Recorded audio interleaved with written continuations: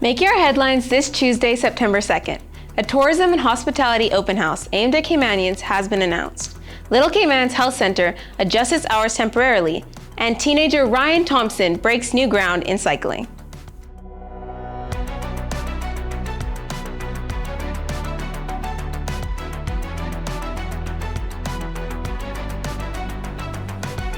Good evening and welcome to CIG TV News, the official source for the latest and most accurate government information. I'm Naya Roberts.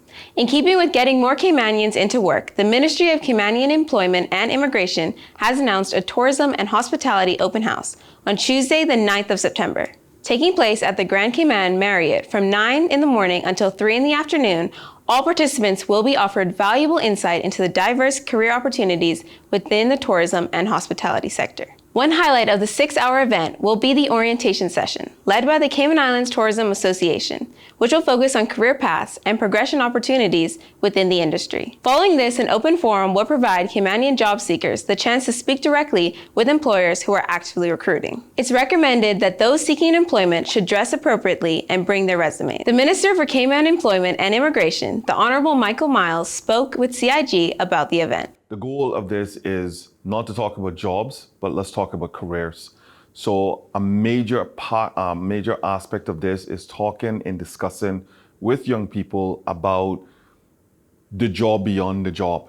And our goal right now is to partner with the Cayman Islands Tourism Association and their plethora of members to ensure that young people get an all-around overview of the industry rather than us talking about housekeeping in the serving industry. That's one aspect of it.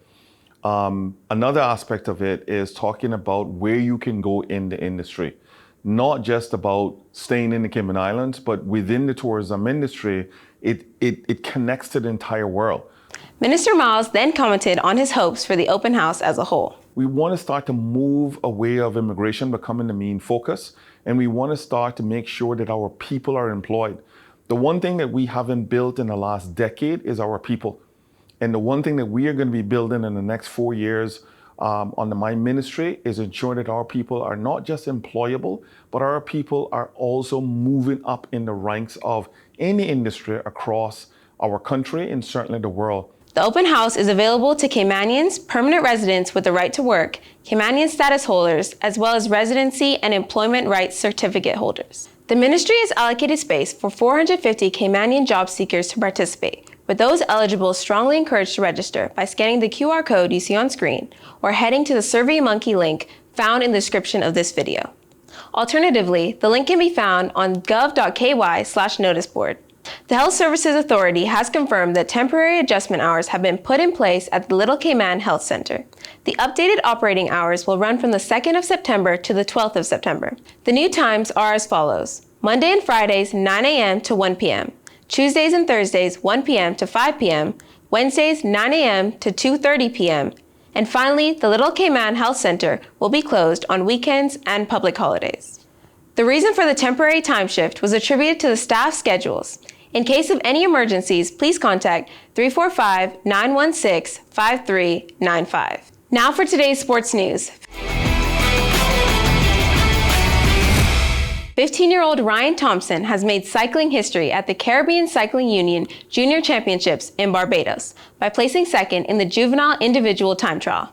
Earning an impressive time of 16 minutes and 11 seconds, Thompson managed to claim Cayman's first ever medal at the cycling championship.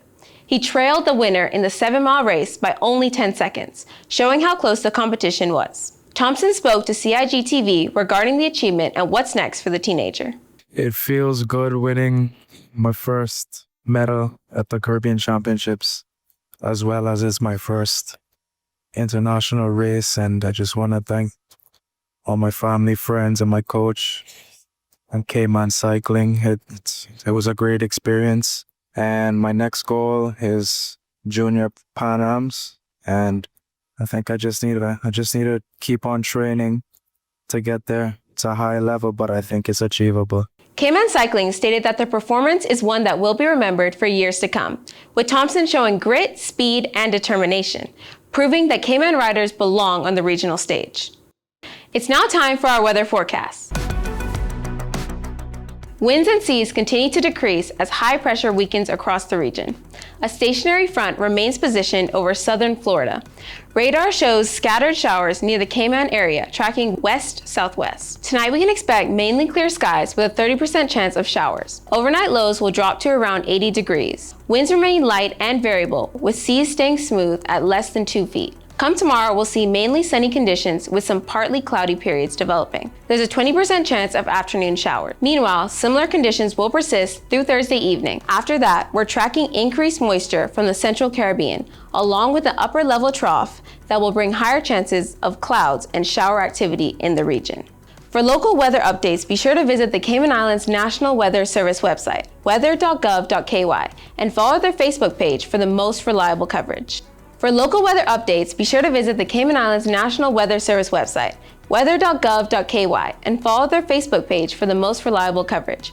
If you're watching us on the CIG YouTube channel, don't forget to like, share, and subscribe to stay informed with the facts straight from the source. That's all for today's news brief. I'm Naya Roberts. Thanks for tuning in.